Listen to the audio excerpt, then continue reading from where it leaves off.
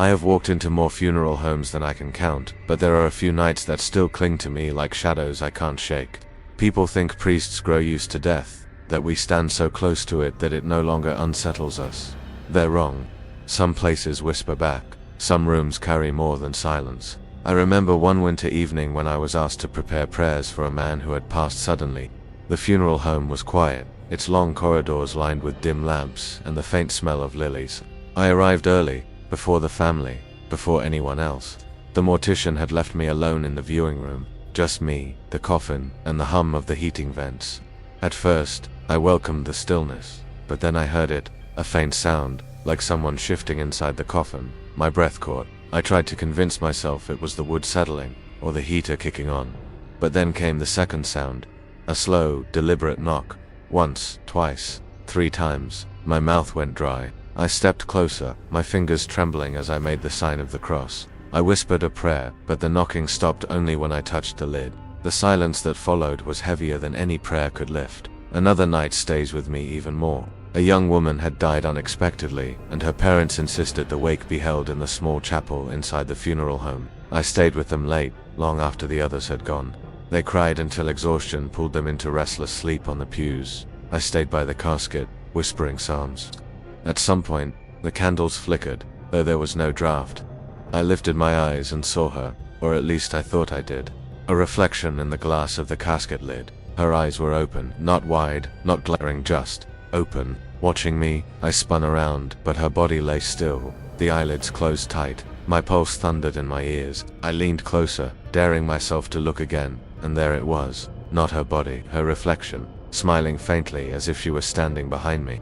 I couldn't breathe. I forced my voice to continue the prayer, every word trembling out of me. When I glanced up once more, the reflection was gone. Her face lay as it had before, untouched. I never told her parents, but the worst story came from the oldest funeral home in our town, a place with heavy drapes, tall ceilings, and walls that seemed to drink the light. I was called to comfort a widow there. She had refused to leave after the service, sitting near her husband's coffin until the staff begged me to intervene. I sat with her, the two of us alone in that vast, suffocating parlor. The clock ticked slow and heavy. Then we heard it. Footsteps, not upstairs, not in the hall inside the room. Slow, dragging steps, circling the coffin. The widow clutched my arm so tightly her nails dug into my skin. I rose to my feet, calling out into the shadows, but no answer came. The sound moved closer. My eyes swept the corners, but the gloom seemed alive, pulsing with something unseen. The widow whispered her husband's name, her voice breaking. The footsteps stopped. For a moment, everything was still, and then just above the coffin came a sigh. Not mine, not hers. A long, tired breath, as though the dead themselves had joined us. I wanted to believe it was grief distorting our senses. I wanted to explain it away. But the widow turned to me, tears running down her face, and whispered, "He doesn't want to leave." That was when the coffin shifted. Just slightly, but enough to make the brass handles rattle. We bolted from that room, neither of us daring to look back. These stories aren't the kind you share in Sunday sermons. They don't bring comfort, they unsettle. But I know what I heard, what I saw. Funerals are supposed to be about peace, about letting go.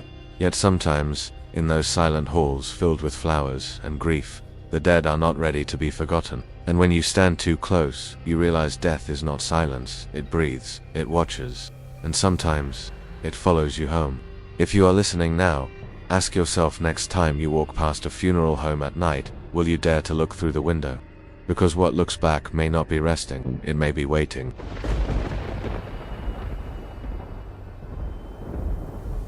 I have spent years inside funeral homes. You'd think the weight of death becomes familiar, that a priest would grow numb to the cold rooms and silent halls. But some places, they cling to you. Some nights no prayer is strong enough to keep the darkness away. I remember one call more vividly than all the others. An old funeral home, the kind built in the 19th century, with arched doorways and long suffocating corridors. The wallpaper was faded, peeling in strips, and the smell of formaldehyde and lilies mixed in a way that turned my stomach. I was asked to bless a man who had no family, no mourners, just me, the mortician, and a coffin waiting in the chapel. The mortician guided me inside, his shoes squeaking on the polished floor. He said nothing, only gestured toward the chapel before leaving me alone. The door closed behind me with a heavy thud, muffling the rest of the world. The coffin sat in the center, its lid half open. I approached slowly, my steps echoing through the cavernous room. The man lay still, dressed in a suit that looked new and stiff. His skin was pale, almost waxen, but his mouth hung slightly open. I whispered the first prayer, raising my hand in the sign of the cross. My words trembled in the still air. That's when I heard it, a breath, faint but unmistakable, a dragging inhale, a hollow exhale. I froze mid-prayer, my heart hammering against my ribs. I leaned closer, searching for movement in his chest. Nothing. His eyes remained shut, his body motionless. Yet the sound continued, in, out, a sound no corpse should make. I stumbled back, clutching my cross. The silence pressed down again, heavy, absolute. I forced myself to continue the prayer, my voice louder now, trying to anchor myself in the words. But the air shifted, colder, sharper, biting into my skin. The single candle on the stand beside the coffin flickered violently, though there was no draft. Then, from behind me, a whisper. It was so soft I thought I imagined it.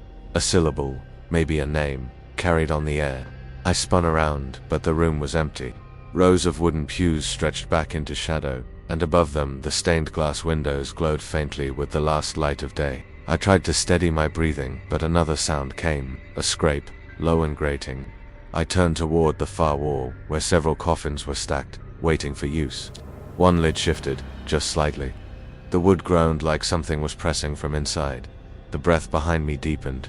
I wanted to run, but my legs locked in place. I whispered the psalm faster, my voice trembling, and splashed holy water across the coffin. The droplets hissed as if they struck something hot. The whispers multiplied. Dozens of voices now, layered over each other, a chorus of the dead. My ears filled with them, words I couldn't understand, murmurs pulling at the edges of my sanity. And then, silence, the candle snuffed out. I stood in total darkness, my hands shaking so violently the cross slipped from my grip and clattered against the floor. I bent to pick it up, and when I lifted my head again, the coffin lid was closed, shut tight, but I hadn't touched it. The whispers were gone, but the air still pulsed with something unseen, watching me, testing me. I staggered out of that chapel, gasping for breath, my prayers broken and jagged. The mortician looked at me with tired eyes, as though he had seen this reaction before. He didn't ask questions, he didn't need to. For weeks after, I couldn't sleep. At night, in the silence of my own room, I heard it again. That same dragging breath, always faint, always behind me. And that was only the first time. Years later, another call brought me to a different funeral home. A widow had refused to leave her husband's body, even after the service had ended. She sat beside the coffin in a darkened viewing room, her face pale with exhaustion, her fingers gripping the hem of her dress.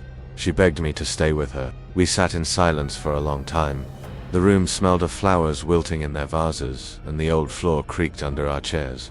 The clock on the wall ticked, each second a hammer against my nerves. Then we both heard it at once. Footsteps, slow, deliberate, moving across the room. I stood, my breath catching in my throat, but the widow clutched my arm with icy fingers. Her eyes were wide, fixed on the space behind the coffin. The footsteps circled, closer and closer, though nothing stirred the air. I called out into the shadows, but my words fell flat, swallowed by the oppressive silence. The widow whispered his name. The footsteps stopped. For a moment, everything hung still. And then came a sigh, long, tired. Right above the coffin, the widow gasped, tears streaming down her cheeks. The coffin rattled, the brass handles clinking like chains. We fled the room together. When we looked back, the viewing door had closed on its own. That night I knew, some funeral homes do not simply hold the dead, they hold what lingers. Memories, regrets, spirits unwilling to move on, and sometimes, something far darker. Even now, when I walk into those quiet halls, I feel it. The air shifts, the walls breathe, the silence grows teeth, and I wonder how many souls truly rest, because not every coffin is empty of life, not every whisper is imagination, and not every priest walks away untouched. If you ever find yourself alone in a funeral home, remember this: don't lean too close to the body, don't listen too carefully for sounds, and above all, don't answer when the dead begin to speak, because once you do, they never stop.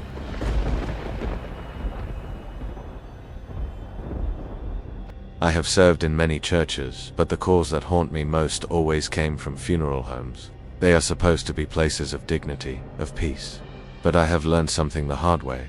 The dead do not always stay quiet. There was a funeral home on the outskirts of town, a massive brick building, with tall windows that never seemed to let in enough light. The staff there always looked pale, drained, as though they carried secrets they dared not share. I was called one night to perform prayers for a young man who had died violently. His family insisted the viewing take place at midnight. They said he had hated the daylight, that he lived most of his life in shadows. Against my judgment, I agreed. The chapel was lit by a single chandelier. Its bulbs flickered with a sickly yellow glow, and every shadow stretched like it wanted to swallow me whole. The coffin was open, the young man lying stiff in his suit, his lips sewn shut, his eyes carefully pressed closed. I began the prayers, my voice echoing against the vaulted ceiling. Halfway through, the lights dimmed, and the air shifted, cold, heavy. The chandelier swayed slightly, though no draft touched me. Then I heard it, a laugh, faint, breathless, coming from the coffin. My throat tightened. I tried to continue, forcing the words out, but the laugh grew louder, broken, mocking. My knees nearly gave way. I stepped closer, gripping my cross so tightly my knuckles ached. His lips were sewn shut still, but the laugh kept spilling into the room. The family stared in shock, whispering prayers under their breath, but none dared move. I raised my voice, commanding peace for his soul, sprinkling holy water across the body. That was when his eyes opened. They didn't flutter, they snapped, wide, black as though the pupils had consumed everything else.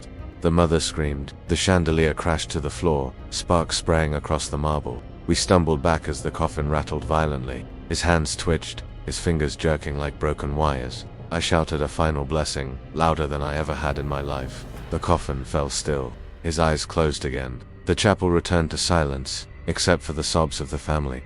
I told them to leave at once. I stayed behind, trembling, refusing to take my eyes off the coffin until dawn broke. But that was only one night. Another funeral home, smaller, older, held a different horror. A man had worked there for decades, preparing bodies alone in the embalming room. He swore he often heard whispers from the drains, as though the fluids they drained carried voices back with them. When he died, they asked me to hold his vigil in the same room he had worked. I shouldn't have agreed. The smell of chemicals burned my nose. The steel tables gleamed dully under fluorescent lights. His body lay wrapped in a sheet, waiting. I prayed, though my voice was weak, unsteady. That's when I realized the whispers weren't in my head. They were rising from the drain, soft, desperate voices, all speaking at once. Men, women, children, their tones blurred together, begging, weeping, snarling. I dropped the holy book in shock, the sound echoing too loud in that cold room. The sheet over his body began to twitch, not lift-twitch, as if something beneath the skin was moving, crawling. The whispers rose to screams. I bolted, nearly tearing the door from its hinges. Even now, I can't step into an embalming room without hearing faint cries in the pipes. And then there is the story I never wanted to tell. The worst of them all. A funeral for a girl, barely 16. A life cut short. Her parents begged me to stay overnight in the viewing room, because they couldn't bear to leave her alone. Against everything I knew, I agreed. I sat in the corner as the hours dragged on. Midnight came, the lights flickered out, darkness swallowed the room, her coffin creaked. Slowly, painfully. The lid lifted by itself, inch by inch. I froze, unable to move. Her body rose, stiff, mechanical, until she sat upright. Her head turned toward me, her sewn lips stretched wide, the stitches tearing, her mouth opening too far. A low growl rolled out, animal and inhuman. I whispered her name, begged her to rest, begged God to take her, but she climbed from the coffin, her bare feet dragging across the floor. Every step closer, the growl grew into a scream. I slammed my eyes shut and screamed scripture, louder than I thought possible. My voice tore at my throat. When I dared open my eyes again, she was back in the coffin, still, silent, the lid shut tight. The parents found me at dawn, collapsed in the corner, my Bible clutched against my chest. They never knew what happened. I never told them, but I know this. Funeral homes are not only places of mourning, they are thresholds. Thin walls between the living and the dead, and sometimes those walls crack. When I enter those halls now, I carry more than prayers. I carry fear because I know the truth. The dead are not always gone. Some linger, some mock, and some wait. So if you ever find yourself inside a funeral home late at night, remember this. Don't look too long into their faces. Don't trust the silence. And if you hear laughter from a coffin, run, because once the dead begin to move, no prayer will save you.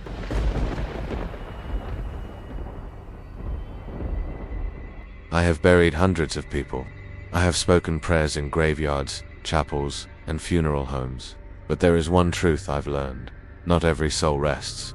Some linger, some fight, and some refuse to let go. The funeral home that haunts me most was not grand or old. It was small, tucked into the corner of a quiet street. Its white paint peeling, its windows always dim. The director called me late at night. A body had been delivered. A man who had died violently. No family, no friends. They wanted me to bless him before morning. I should have said no. The mortician met me at the door, pale, shaking. He wouldn't step inside with me. He pressed the keys into my hand and whispered, "Don't stay long." Then he left me standing there, the lock clicking behind me. Inside, the air was stale, heavy with chemicals and rot. The halls were lined with portraits, black and white photos of strangers long gone. Their eyes seemed to follow me as I walked toward the preparation room. The body lay on a steel table. The sheet barely covered it. His face was gray, twisted, the jaw slack as if he had died mid-scream. His fingers were curled tight, nails black with dried blood. I whispered the opening prayer, but the sound of my voice was swallowed by the room. Then I heard it, the drain, a faint gurgle, water moving. No, that wasn't water. It was a voice. A wet, broken voice rising from the steel drain beneath the table. I froze. My skin crawled as the words bubbled up, too distorted to understand, but they carried weight. Anger, hunger. The body twitched. One hand jerked, slamming against the metal table. I staggered back, my prayer breaking into gasps. His eyes snapped open, black, empty. He stared at me, mouth opening wide, wider, until the jaw cracked with a sickening pop. From that mouth came not breath, but dozens of voices layered, screaming, laughing, weeping. I dropped the holy water. The bottle shattered across the floor. The voices grew louder, filling the room like a storm. The portraits on the walls rattled in their frames, one fell glass exploding across the tiles. The body sat up. I pressed myself against the wall, my throat locked. His head turned toward me, slow, jerking, unnatural. He lifted one finger and pointed, not at me, at the door. Something was on the other side. The knob turned, slowly, carefully, as if something waited for me. I shouted the loudest prayer of my life, screaming the name of God until my voice broke. The lights flickered, popped, and died. Darkness, only the sound of the voices surrounding me. Pressing close, I don't remember running. Only the icy air on my face when I burst through the doors into the night. I collapsed on the street, shaking, the keys still clutched in my bleeding hand. But that was not the end. For weeks afterward, I heard it, every night. That gurgle in the drains of my own home. That chorus of voices. Sometimes I would see water rippling in the sink when the tap was off. Sometimes I would wake to find my mirror fogged as if someone had breathed against it. And only once I saw words traced in that fog. Still waiting. I stopped answering calls from that funeral home. I told myself it was my mind, my fear, nothing more. But 1 year later, I was called again. A different family, a different body, same building. I almost refused, but duty dragged me back. This time I didn't enter alone. The family sat in the chapel, candles flickering around the coffin. Their daughter lay inside, pale, beautiful, gone too soon. I prayed for her, my voice steady, forcing myself to believe. But halfway through, the candles began to go out. One by one, snuffed by a breath we could not see. The family huddled close, whispering the girl's name through tears. And then, in the silence, her voice answered, not gentle, not kind, a hiss, a low guttural whisper that rose from the coffin. Her mother screamed. Her father grabbed a lid, slamming it shut, but it rattled against his hands as though something inside was pushing back. I knew then, the voices I had heard before, they were not gone. They had been waiting, feeding, and now they wanted her too. I told the family to leave. I locked the chapel doors behind them. Alone, I pressed my hands against the coffin lid. The wood pulsed beneath my palms, like a heartbeat, like something alive inside. I whispered prayers until my lips bled, until my throat was raw. The rattling slowed, the whispers died, but the lid never stayed cold. Even now, years later, when I speak of it, I can still feel that thrum beneath my hands. That promise that whatever was inside is not finished. I no longer linger in funeral homes. I finish my prayers quickly. I keep my eyes away from the drains, away from the coffins, away from the shadows that move when no one else is there. Because I know what waits inside those walls. I know what stirs in the silence. And I know that someday, when the prayers fail, it will not just whisper, it will open the door and step out.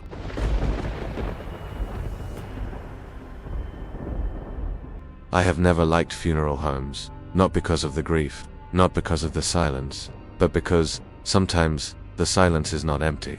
Sometimes, it answers back. There was one home old, narrow, suffocating. Its walls were lined with crooked family portraits of strangers long dead. Their eyes seemed alive, following me wherever I moved. I had been called there to pray over the body of a boy. Only 12, he had drowned. His family wanted me to bless him before the morning burial. I arrived near midnight. The director handed me a key and refused to step inside. He muttered that lights never stayed on in the embalming room and that doors had a habit of opening themselves. I thought it was nerves. But he was pale, almost shaking. The corridor smelled of mildew and rot. My footsteps echoed too loudly. I found the boy's coffin waiting in the chapel. The lid was closed, but I felt the weight of him inside. I knelt, whispered the first prayer. That's when I heard it. A knock, from inside the coffin. Once, twice, 3 times. My stomach turned to ice. I pressed my hand to the wood, still, silent. I told myself it was the pipes beneath the floor. But then came the second sound. A voice, faint, fragile. A child's voice. From the coffin. Father, let me out. The words slithered through me like poison. My breath hitched. I stumbled back, clutching my cross, whispering prayers that tangled in my throat. But the voice grew louder, desperate, pleading, please, it's dark, it's cold. The coffin rattled violently, the brass handles clanged like chains. I fell to my knees, choking on the prayer, forcing the words out. Holy water splashed across the wood, sizzling as if it touched fire. Then everything stopped. Silence. I leaned closer, trembling. My reflection wavered in the coffin's polished lid. And that was when I saw it. Not my face. His. The boy's eyes staring back at me from inside the reflection. Wide, black, smiling. I staggered away, the breath ripping from my lungs. The chandelier above me swung wildly, though no wind moved. Every portrait on the wall seemed to leer, their mouths curling into faint, knowing smiles. I shouted the final blessing, screaming it into the heavy air. The lights blew out with a crack, and the chapel was drowned in darkness. I ran, but the story doesn't end there.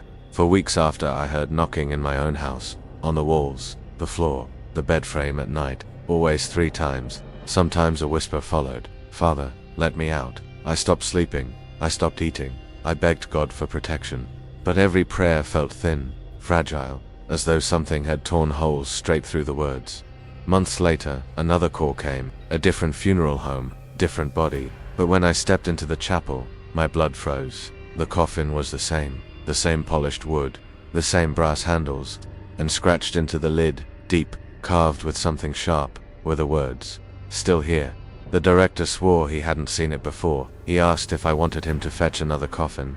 I told him no. I had to finish what I started. That night, I prayed harder than I ever had.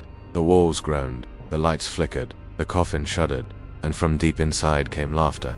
Not a child's laugh, dozens, hundreds, voices of the dead, shrieking, wailing, mocking, the air filled with them, crushing me to the floor. My ears rang, blood trickling down my nose. My cross snapped in my hand like brittle wood. The lid began to rise, slowly. I couldn't move. I couldn't breathe. My body betrayed me, rooted in terror. And then, just as the coffin opened wide enough for darkness to spill out, every voice stopped at once. Silence. The lid slammed shut. The chapel door burst open behind me, and cold air swept me into the night. I collapsed on the steps, sobbing, shaking, unable to look back. I have never stepped into that funeral home again. I tell myself I never will, but I know better. Because some nights I wake to the sound of knocking, 3 times. Always 3. On my walls, on my door, on the coffin-shaped shadow in the corner of my room, and I hear it still. That voice, Father, let me out. Thank you all for joining me on these journeys. Your support means everything, and I love reading your reactions and personal experiences in the comments. If these stories kept you on the edge of your seat or gave you chills, please hit that like button and consider subscribing for more haunting stories. Have you ever experienced something similar, or perhaps you have your own unexplainable story to share? I'd love to hear your thoughts in the comments below. Each of your stories adds another layer to our growing community of horror enthusiasts. And if you think someone else might enjoy a good scare, don't forget to share this video with them. Stay tuned for more spine-chilling stories. And remember, sometimes the scariest tales are the ones that could happen to any of us. Thank you again for watching, and I'll see you in the next video, if you dare.